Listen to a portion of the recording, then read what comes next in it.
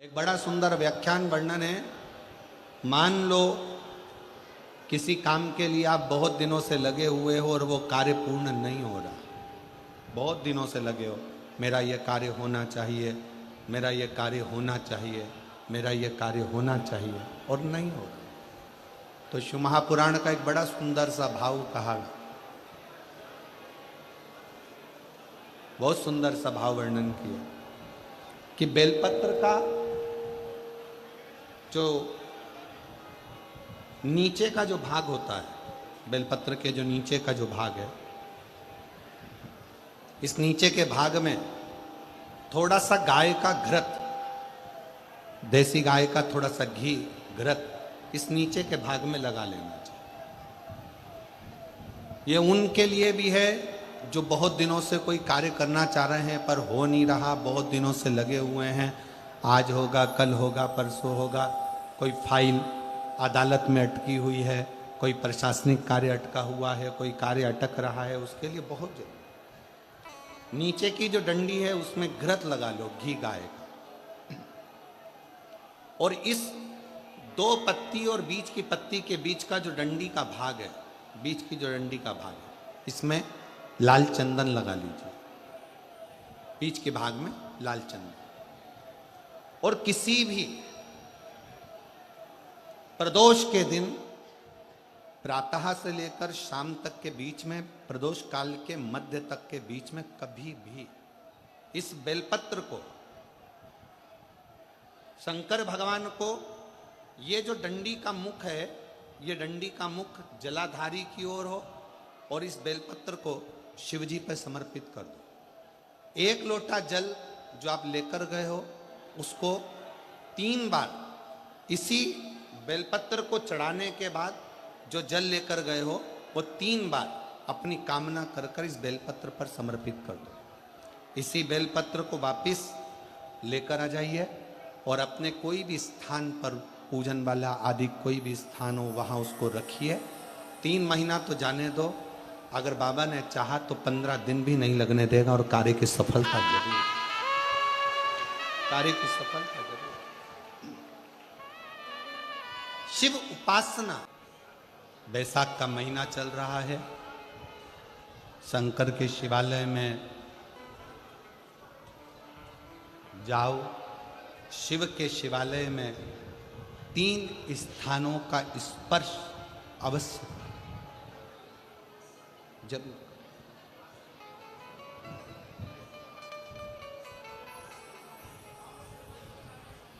किसी किसी मंदिर में शंकर जी के शिवलिंग को छूने नहीं देते, जैसे दक्षिण साइड में, साउथ में, तो अपने ही घर में जो शिवलिंग है उसके 3 स्थानों का स्पर्श अवश्य करें। समझिए,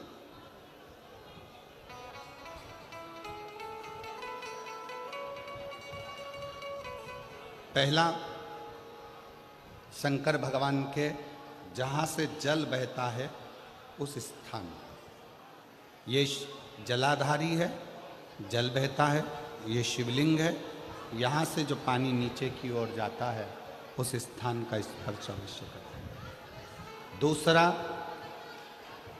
शिवलिंग का जो गोल भाग है उस गोल भाग में कहीं पर भी अपनी हथेली का स्पर्श अवश्य करें। तीसरा, शंकर भगवान के शिवलिंग का जो ऊपर का भाग है वहाँ अपने अस्त्र का स्पर्श अवश्य करें। तीनों स्थान पर ब्रह्मा, विष्णु और महेश का स्मरण करते हुए जब बैसाख महीने में आप शंकर भगवान को जल समर्पित करें।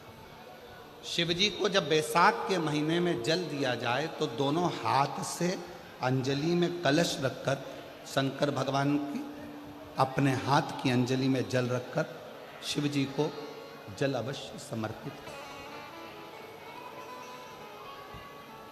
शिवरात्रि के, बैसाख महीने की शिवरात्रि पड़े, बैसाख महीने की प्रदोष पड़े तो एक बेलपत्र शंकर को अवश्य समर्पित करें। मान लो गर्मी बहुत तेज है, पेड़ों पर बेलपत्र नहीं मिले तो एक दुर्वा शिव को अवश्य समर्पित करें। मान लो बहुत तेज गर्मी पड़ने पर, या रतनगढ़ में तो हम देख रहे हैं रजी रज, धूली धूल इतनी है, मिट्टी इतनी है कि यहाँ तो दुर्वा मिलना भी बड़ा मुश्किल है, तो एक चावल का दाना शिव को जरूर समर्पित करो उतने। और बैसाख महीने में सबसे ज्यादा जरूरी है, जो सबसे ज्यादा जरूरी है बैसाख महीने में, वो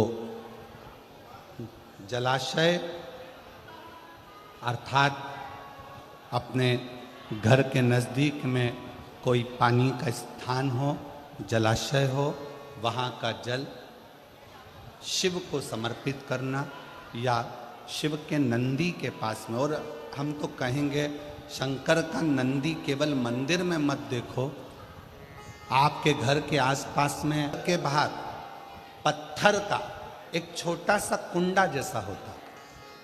दो चीजें हमने फलोदी राजस्थान में प्रत्येक घर के बाहर 20 साल पहले देखी थी।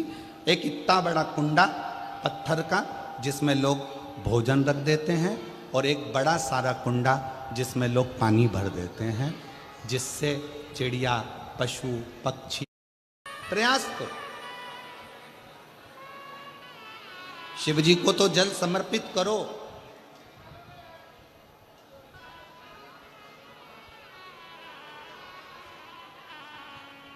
साथ में कोई जीव का भी अगर कल्याण हो जाए आपके एक लोटा जल से, तो उसको भी करें। शंकर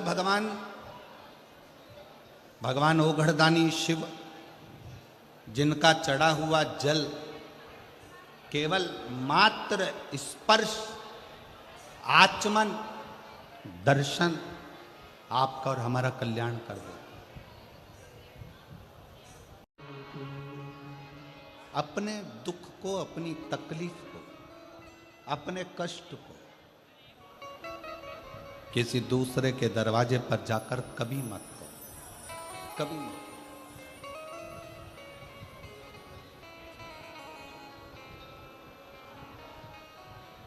अपने दुख को, अपनी तकलीफ को शिव जी के मंदिर में जब एक लोटा जल चढ़ाने के लिए जाओ, जब शिवालय में एक लोटा जल लेकर जाओ, जल चढ़ाते समय पंचाक्षर षडाक्षर मंत्र का जाप, श्री शिवाय नमस्तुभ्यम का जाप करो। और जब शिवलिंग, जलाधारी, ये चरण जहाँ से पानी बहकर नीचे गिरता है, वहाँ अपने हाथ को लगाकर अपने दुख को, अपनी तकलीफ को शंकर के उस अशोक सुंदरी गणेश कार्तिकेय के स्थान का स्पर्श करते हुए बाबा से जरूर कहो कि जैसे ये तुम्हारी बेटी है, उसी तरह मैं तुम्हारी बेटी हूँ। जैसे तुम्हारे ये बेटे हैं, वैसे मैं तुम्हारा बेटा हूँ। इनके दुख को आपने मिटाया था, मुझे भी अपनी बेटी मानकर मेरे दुख को मिटा दीजिए, मेरे दुख को समाप्त कर दीजिए। आप